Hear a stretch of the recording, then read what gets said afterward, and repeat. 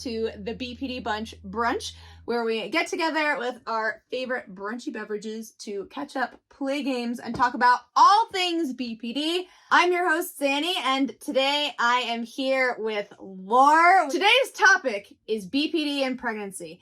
We really wanted to capture the experience while it was happening. So Laura and I sat down at the beginning of the summer to have a conversation about her experience of BPD while pregnant. So we hope that you enjoy this special brunch episode. So congratulations, Laura. Oh my gosh. It's been quite a wild ride, huh? Yes, thank you. I'm actually bouncing on a ball as we speak right now. That's where I'm at. I can't even sit in a chair anymore. Laura was pregnant for all of season 2, just a couple of episodes that she did, but she hit it really, really well. There's a couple outtakes of her being like, I gotta go pee. Yes, I did. And, at first I wasn't 100% sure if I was going to share it at all on social media. There's a lot of people that follow you and you just kind of get nervous about revealing too much information. But there just came a point where I was like, okay, I don't think I can hide it too much longer. So I was just like, let's go. And I've had a lot of messages of people asking on both ends, on the Latina aspect of it and on the BPD aspect of, are you going to talk about the pregnancy? So this is the best place to do so. So I'm excited. Yeah. So tell us all about your pregnancy journey. It is a wild ride. It is definitely true. The first trimester hormones are, it's tough. The second trimester is great. And the third is like, whoa, it's a wild experience, but, positive overall, but it has its moments. It has its moments. So in terms of like BPD symptoms, first, just so for some context, how long would you say that you have been in, functional recovery, meaning like pretty well managed BPD? Yeah, so functional recovery for 7 years now. I did a lot of therapy. I did a lot of skill work. And even then, sometimes you have flare-ups. I was not prepared for the flare-ups during pregnancy though.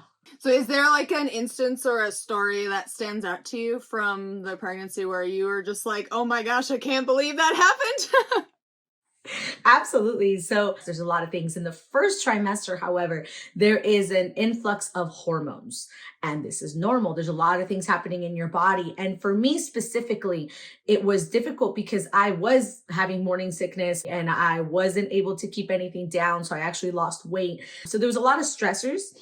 And that influx of hormones, that's when it started to feel kind of like overwhelming. And I started getting that thought of all or nothing. And it really started with like being in bed, feeling sick, feeling just shitty and being like, I'm the only one going through this and everybody else has no idea what this feels like, right? And even though my partner was extremely supportive and he was there the entire time and he was like, oh, I'm sorry. And he was there helping me out. It's like, and I know your partner also goes through it too mentally, because even though they're not carrying the baby, it's still on their mind. But of course you're thinking, no one is dealing with it as hard as I am. That was really the only thing in the first trimester.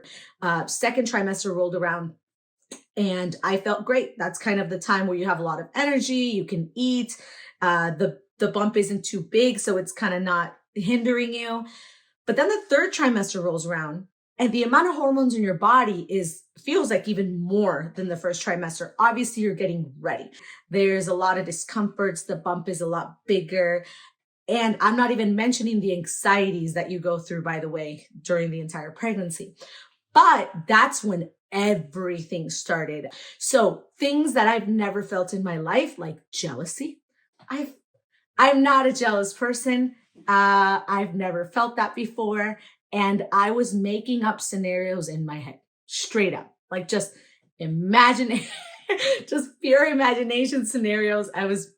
My poor partner just driving him crazy, because I'm over here thinking of ways that he was cheating, which he would never. Like, it's crazy the way your mind goes. I was thinking of things like how your body's going to change. Then you feel like, oh my God, super guilty for thinking about this instead of your child. All of this. It was just a mountain of things. I can go on and on. It's crazy. But the third trimester is tough. That was really tough.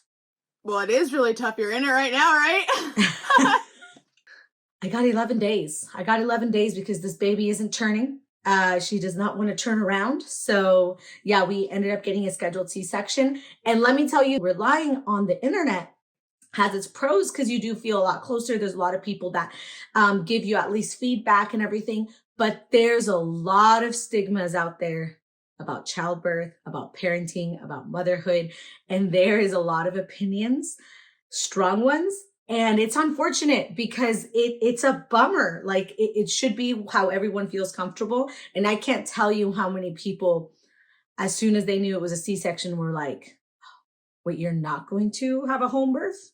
Or you're not going to have a birth in a pool? Or you're not going to, try to bring this baby out breech? Like, it's crazy the amount of judgment that you feel. And I had even comments from clients that would be like, you're not taking maternity, right? Like you don't need to. Just make sure you don't get an epidural so your recovery is faster. I even had a client that was like, you could just bring the kid in, like there are lumps. You could just put it over there.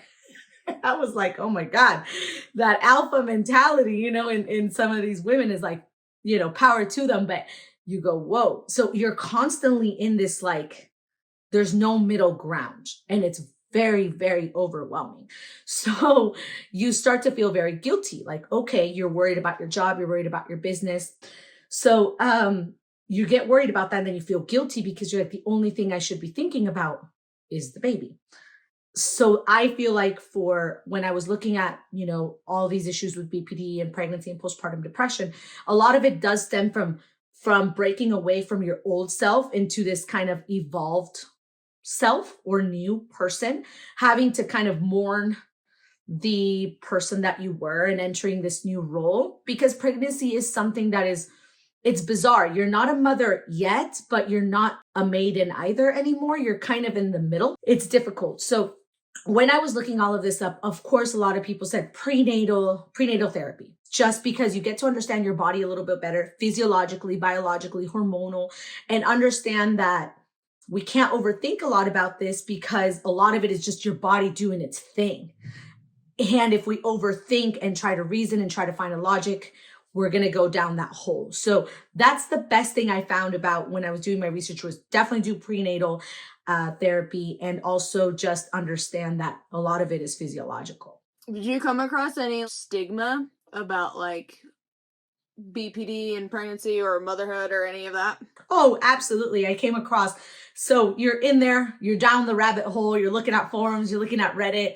I found things like, people with BPD should never be mothers, and they should know this, like, this is horrible for the children, and all of just the mountain of horrible things. And not just with BPD, with anxiety, depression, all of these things, or how dare a mother be depressed or anxious? Like, this is what your body's meant to do. Like, you're a bad mother.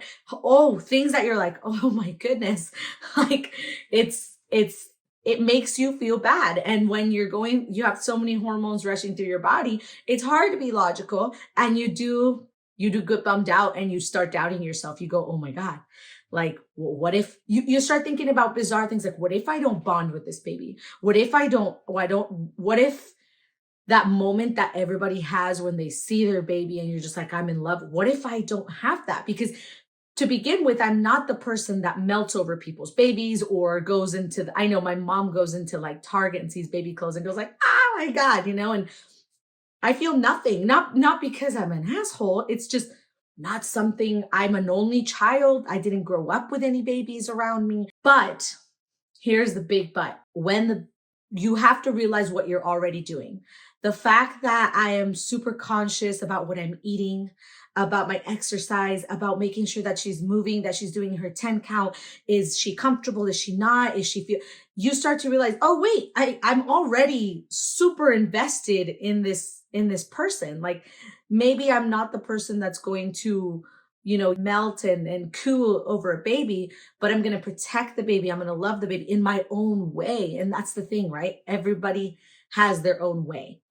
Well, as you're talking, one of the things I'm thinking is a lot of these emotional experiences are probably actually pretty normal, right? They're not necessarily like, oh, BPD is coming back. Like I've had lots of conversations with other women who don't have BPD, who've been pregnant, who are like, oh yeah, like my hormones were crazy. And so if you have BPD, or if you have some sort of nameable diagnosis, you may, while you're going through a pregnancy, be tempted to say, oh, like I am doing this wrong because my emotions are crazy, or there's something defective about me. Has there been any part of you that's fought that by being like, oh no, like my body's doing things it's never done before. Of course I'm having this reaction, You absolutely. And that's the way you have to think. You reason it, right? Even if you kind of are freaking out and having a moment, you always go back to being like, hey, yeah, my body's doing a ton of work. It's literally making another human being. Of course, I'm going to feel this way. But there was one moment where I felt extremely overwhelmed, more overwhelmed of being like, I have to do this perfectly. And how am I going to be this, perfect everything? And I remember I grabbed my hand and I started just pressing my nails onto my hand, just to kind of have that like feeling of control. And I remember always feeling that feeling with self-harm, right? There was like a level of pain that helped relieve the inner pain. And at that moment, I was like, oh no. Like, this is something I haven't felt in a very long time. I've been able to control this myself. And right now I feel out of control and I feel like I have to rely on that pain. And as soon as I realized that, I snapped out of it and I was like, okay, just breathe, take some deep breaths, start trying to reason and all of these. But that was a moment at the beginning of the third trimester where I was like, nope, it's therapy, because even though I can try to reason it, I don't ever want it to get to a point where I do self-harm or anything like that before I can get to reasoning, So Yeah. That was a huge moment. And it's only happened that one time. And it really did help me go, oh no, that's not okay. But most of the time, you're absolutely right. You're going, hey, aside from the BPD, aside from the general anxiety, from all these other things, this is normal. And you speak to a lot of moms or moms to be, and they're like, yeah, like I've never had anxiety in my life. And I had panic attacks during my pregnancy. It is a huge stressor from the second you find out you're pregnant. And I know a lot of women out there are going to say the same. You're literally going to the bathroom and you're looking at that toilet paper all day long, right? You're like, oh my God, okay, there's no blood, there's no blood, there's no blood. Then the second trimester, you're like, you're supposed to feel the baby. Like, oh my God, am I feeling the baby? Is this just food? Is this just gas? Third trimester, you got to count the kicks. Oh my God, did it kick 10 times? Is it not moving? It's constant anxiety. Obviously, like we're both sitting here from the perspective of someone who has BPD, and we're never going to know for sure what it's like to be someone without it. But like, if you think about it, how would you characterize the moments where for you feel like it goes from, this is normal pregnancy stuff to this is definitely more like my BPD or OCD? Just the kind of feeling hurt for something that didn't even happen, that you made up in your mind. And everyone's like, why are you acting? Like, what happened? Why are you acting this way? And it's just this whole scenario you built in your head that is not real. The creation of things that weren't there that would lead to bad behaviors, like in the past, leading to, texting your ex or doing something like that, just because you feel like, well, if this person doesn't value me, and it's like, wait, that person didn't do anything. You made it up in your head. How did that manifest like during your pregnancy? Because I mean, maybe you did text your ex, but I feel like you didn't do that this time. Yeah. So this is so stupid, but I want to be really open and talking about it because it's important, especially for any, BPD mamas out there, because it's tough. So I remember I went into a forum of moms to be trying to talk about pregnancy, because you do feel a little bit lonely. And in this forum, everybody, instead of talking about their pregnancies or anything like that, we're just talking about jealousy and their husbands and Instagram and all these things. And I was like, oh my gosh. And of course, at first I was like, come on, guys, like, you have to trust the person you're with, and trying to give my own personal advice. But then it gets in your head, right? And some of these women were like, oh yeah, I go through my husband's Instagram to see what he's liked, recently and whatnot. And it's like a spiral of things. So obviously I was like, huh. And we follow a lot of the same people. So I also follow a lot of beautiful women on Instagram or models or things like that, right? And there was one in particular, and it was like liked by, my partner like 3 weeks ago, which there's not, by the way, there's not, to me personally, there's nothing wrong with that. It's like a beautiful piece of art or something that you like. Oh my God, it felt like my world was over. It felt like, oh my God, you know, I'm pregnant. I'm not pretty. I don't look good enough. Just these things that have never in my life, I've never thought this before in my life. So that went from that to creating a whole scenario of horrible things in my head that didn't even happen. And just the rest of the like couple of days, just acting completely different and hurt and like he had done something when he didn't. He didn't do anything out of the norm. So yeah, I definitely got influenced by that group. I left that group and it was it was nuts. So you did a pregnancy photo shoot. You're talking about like not feeling pretty. So how did that? What was the effect of that on you? Did that make you feel better, or were you like, oh my gosh, I'm so self-conscious? That did make me feel good. And it's so weird because you go back and forth. On the one side, something that I found very empowering is culturally, women who are pregnant for us or about to give birth, there's like a sense of we don't lose our sexuality, right? You don't go into like, oh, I'm dressing down and covering up. It's something that's really beautiful, and it's something that expresses your, ability to create life. So going always back to that made me feel a lot better. But at the same time, living in the United States, and especially in California, where everybody looks like a movie star, it's difficult. So the photo shoot was wonderful. It was great. I wanted it exactly how it went, and it made me feel more than beautiful, very secure, very like look what I'm doing. It's a big deal. But I must say that one thing that happened, not only in my social media, but even from my father and other people, were people going like, oh, I didn't expect you to be a mother. Or I even had comments on Instagram like, I didn't peg you as the breeder type, or yeah, oh yeah, oh yeah, or you're more like kind of like you gave up being this person that's supposed to like fight for things and whatever, to just the white picket fence, right? That was tough because it was, you're already kind of mourning your older self, and you're trying to, and then people tell you this and you go, oh my God, then what am I doing? What if I don't know what I'm doing because I'm not supposed to do this? It's super messed up, and no one should ever feel that way.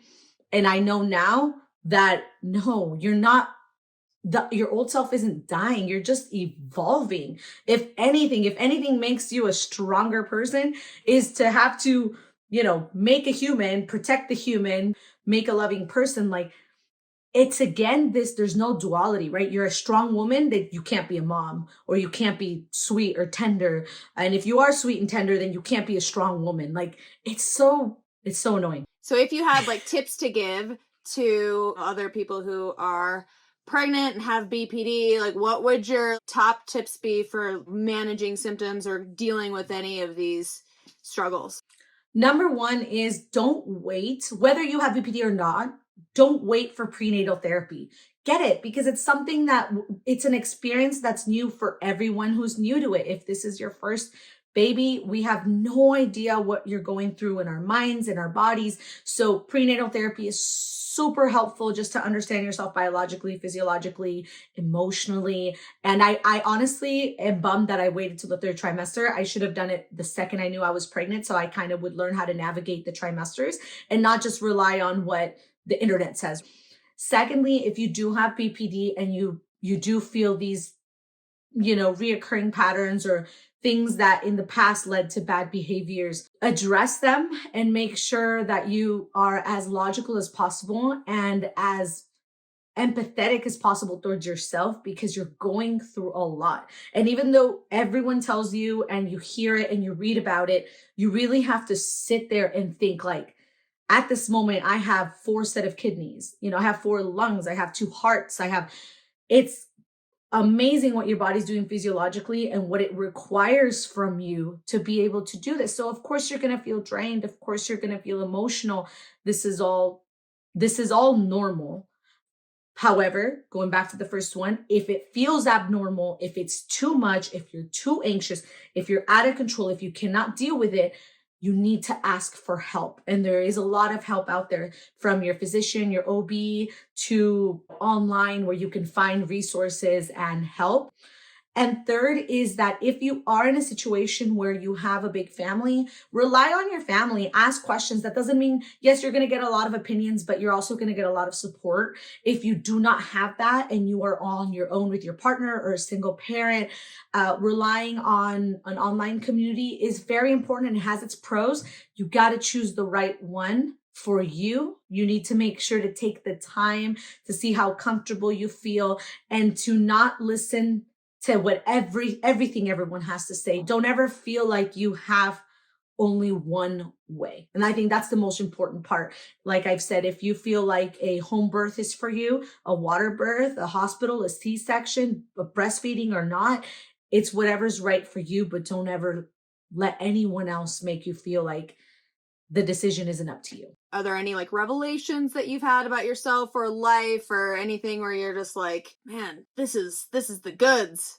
Absolutely. It's the craziest, most inspiring thing you'll ever do. It gives you confidence. It makes you feel strong. It makes you feel accomplished because you physiologically you were able to make someone, right? Like it's a crazy feeling, but also the vulnerability. And the vulnerability is the hardest part because being vulnerable is extremely difficult for me. So it's a humbling experience when you do have to ask for help, or you do have to say, hey, I feel sad, or I don't feel good, or I feel worried, or I feel scared. And you rely on your partner or your family or anybody else. It's a beautiful experience. And just when you start feeling the baby kick, I know everyone says this, but it's amazing. You go, oh my God, there's a little person that reacts to me. She knows when it's me who touches the belly or when it's her dad. It's a really cool experience. And even though it's super scary to know that in less than 11 days, we're going to have another person here, you can't help but to think all of those things that the baby's going to experience for the first time, that you get to experience again. It's almost like living again, right? Seeing someone taste something for the first time or look at something for the first time. It's a really nice experience. And on that note, the experience is different for everybody. That was the biggest realization for me. You don't have to be, melting over the baby clothes when you fold it. If you're not melting over it, you're not a bad mom. If you're melting more over the fact that you can't wait for your baby to, I don't know, watch you do something, or everybody has their own way of loving. And that's very important because I did feel like I was broken. I did feel like there was something wrong with me if I didn't have all of these emotions that every single mother feels. It's okay to not have all these emotions that everyone tells you you're supposed to have. You're going to love the way you're going to love. And if you do have BPD and you're scared of experiencing these things, just make sure, like always, you're aware, you do your research, you involve yourself in therapy. It's really important to not judge yourself and just kind of be aware of that situation. Awesome. Well, thank you so much for coming to share your story. We made you some things. No! First of all, this is for you. Oh, it's a shirt my with gosh. Congratulations notes from everyone. It says, this mama is on the BPD Bunch. And you'll be able to read all the notes from everyone. So I'll put that in the mail shortly. But That's so sweet. We also had to do this. Oh. Yay! Oh, I love that. That is so sweet. I know you don't melt over baby clothes, but maybe this one will give you a chuckle when you this get it in the mail. This was making me want to cry. See what I mean? Like that's what I'm talking about. It's to me, oh God, I'm gonna get emotional about it. It's always the sense of community. That's what gets me. And that's what I can't wait to show my child, that no matter, yes, the world is slippery. Yes, the world is hard. Yes, the world has a lot of things. But one of the most beautiful things it has is a sense of community that you can find anywhere in your family or outside of your family. And I'm so thankful because the BPD Bunch has been such an experience, even right now that I haven't been able to be in a lot of the episodes, and something that's so special. So thank you, absolutely everyone in the BPD Bunch for doing that. You guys have no idea what it means to me, how appreciative I am, and what a big deal that is, because if anyone knows me, I always go, I love when people make stuff for me, like more than any other kind of present. So thank you so much. That's extremely sweet. Thank you, thank you, thank you, guys. Yeah, you are so welcome. So, Laura, it's been a minute since we filmed that episode. How did everything go? Man, it's been almost 4 months. My baby's about to turn 4 months this Sunday, so that went by so fast. The experience was unreal. Actually, right after we filmed that video, I think it was like maybe 5 days later, I had the baby. So it happened so quick, but I ended up having a scheduled C-section, but then she came early. I was all ready to be like, I'm going to start eating super well because I want to heal. And that night I had like Del Taco. We were watching a scary movie. And the next morning I wake up and I'm like, this isn't pee. And my water had broken. I got to experience contractions and an emergency C-section, but it actually went super well. The little things I was terrified of were not bad at all. It was a great experience. It was awesome. But I will say that at the beginning, when she was first here, I did experience a lot of emotional dysregulation. Obviously, you just had a baby. So I don't know how much of it was clearly hormonal, but also because my baby was born with hip dysplasia. And it's because she was breech for so long. It usually happens genetically or with females. And she was breech so long that when she was born, her little legs were just to her face, which was awful. So she had to wear something called a Pavlik harness for about 3 months. So we finally took it off. She's all okay. But I think that with the birth postpartum, it was a lot. It was a lot for sure. Well, you've definitely handled it very well, and we're all really proud of you, and welcome your daughter into the BPD Bunch family and into the world, and send her lots of love to your family. So, oh, thank you. Thank you so much. I appreciate it. I got so many good gifts from the BPD Bunch. I can't wait to show everyone her dress in her little BPD onesie. I'm so thankful to the whole community here, and I can't wait for you guys to meet her. Well, thank you everyone so much for watching. We hope you got a nugget of information to take with you on your journey, and we will see you. Oh, make sure to like, subscribe, and turn on your notifications so you do not miss a single episode, and we'll see you next time.